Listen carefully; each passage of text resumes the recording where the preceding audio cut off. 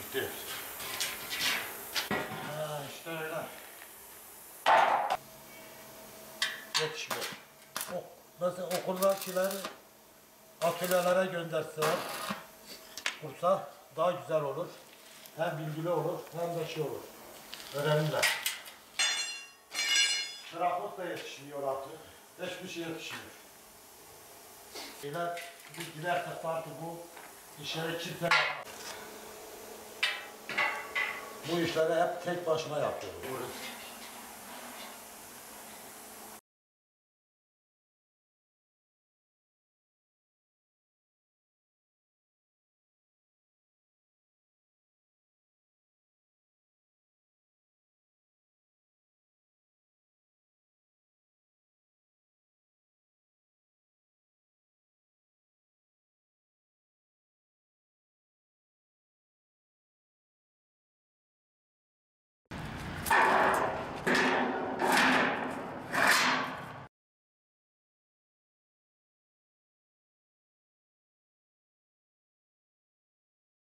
...45 yıldan beri bu kaynak işiyle uğraşıyorum.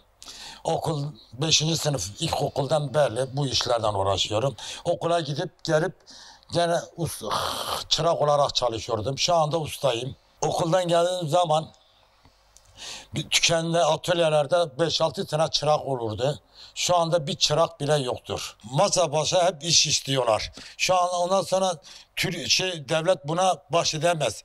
Hep devlet ekmeği diyor. Hep sırtımızı devlete. Peki bu nesiller hep tükendi. Bu işleri kim yapacak biz olduktan sonra? Emekli oldum bu meslekte. 35 sene sigortamı Baykur'umu yatırdım. Çok şükür. Gençler şu anda sanat okuluna gittikleri zaman yaz olarak çocuklar bile çırağa bile göndermiyorlar. O yüzden hep sıkıntı çekiyoruz. Sıkıntı çekiyoruz. İş yerinde tek başına mısın?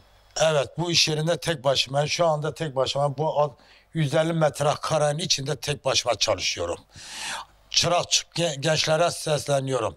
Gelsinler meslek öğrensinler. Meslek altın bileziktir.